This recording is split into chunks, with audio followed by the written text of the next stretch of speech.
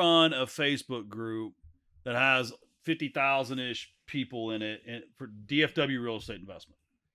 It is the most well-run, savage group I've ever been a part of, which is, I think, why it's so popular and so effective.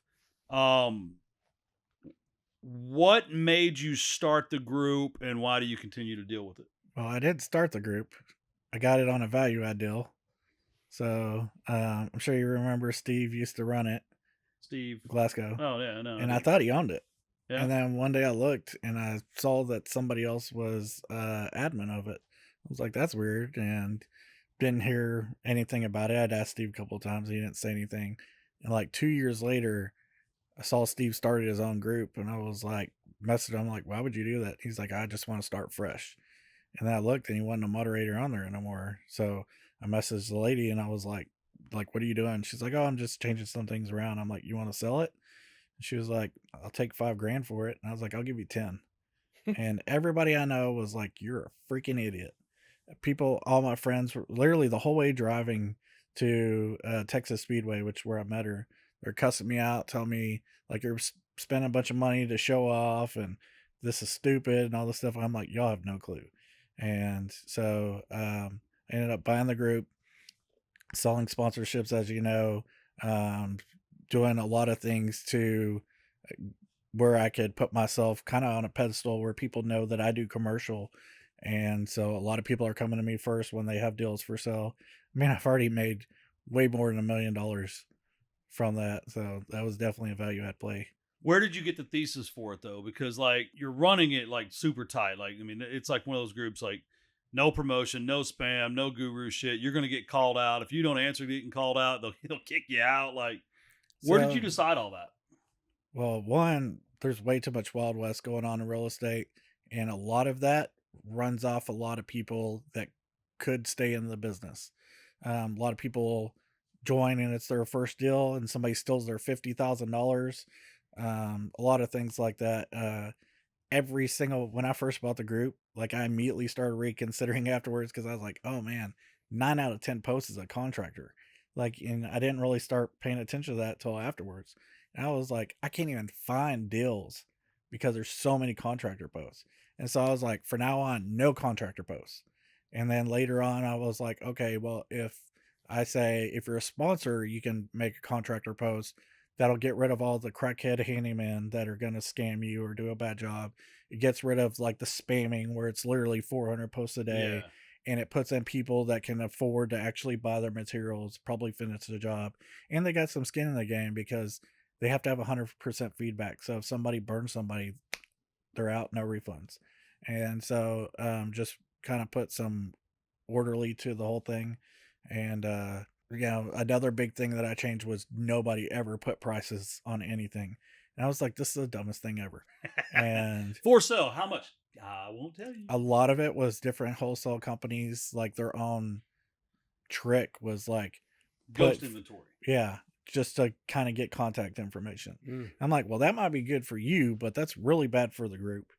And plus, I just got annoyed where like people are like, how much, how much, how much, how much, how much, and he'd comment to the eighth guy, $100,000, and then nobody else looks and sees that, and they kept how much, how much. And I'm like, this doesn't make any sense. So I started putting rules like you have to have a picture. I don't care if it's a screenshot from Google. Like I get it, you don't always go there. Take a second Yeah, though, got to and have a yeah. picture, got to have a location. Doesn't have to be the address, but at least let us know like around where it is, and like try to sell this thing.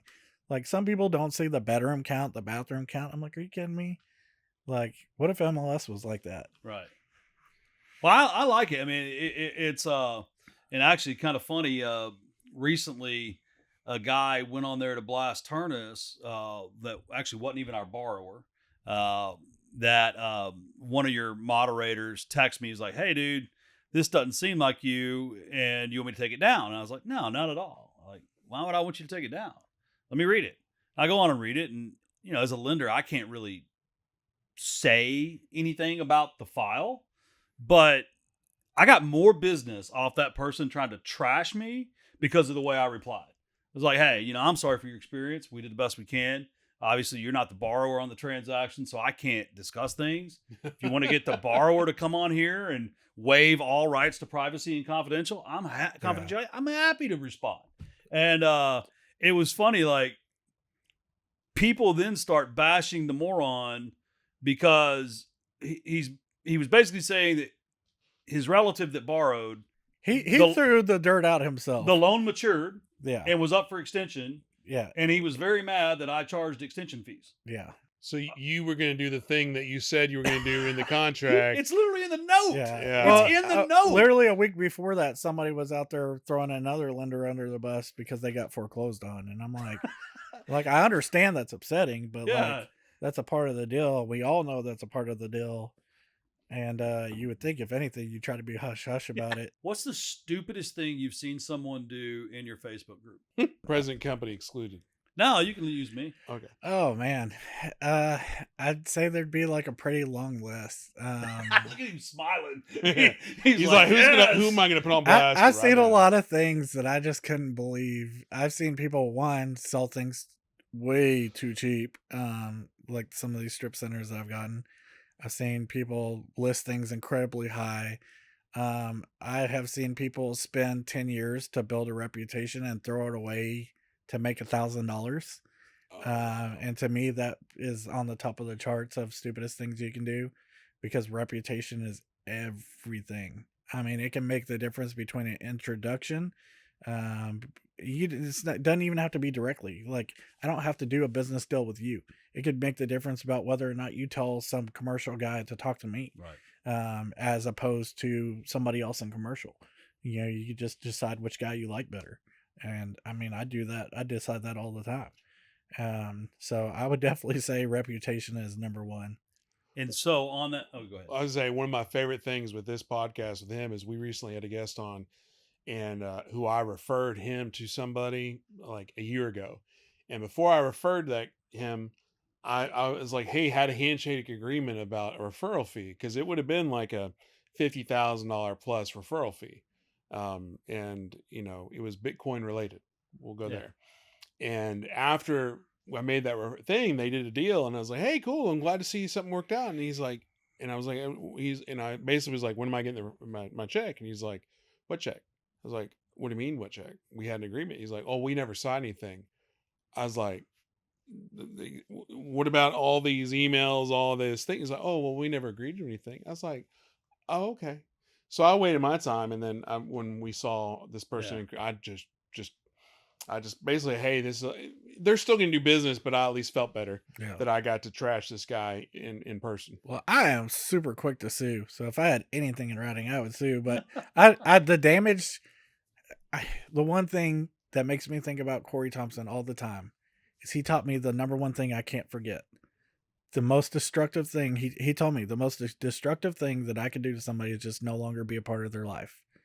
And I think about that once a week. And I agree with that. Like, I don't have to hurt them in any way. I just no longer have to help them.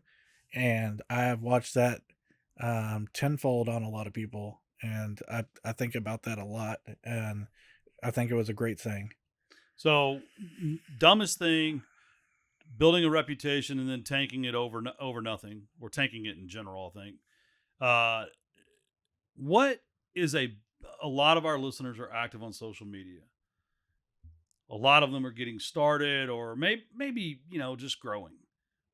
What's some good things you see people doing in the group that you think leads to business, personal growth, friendships, capital, etc.?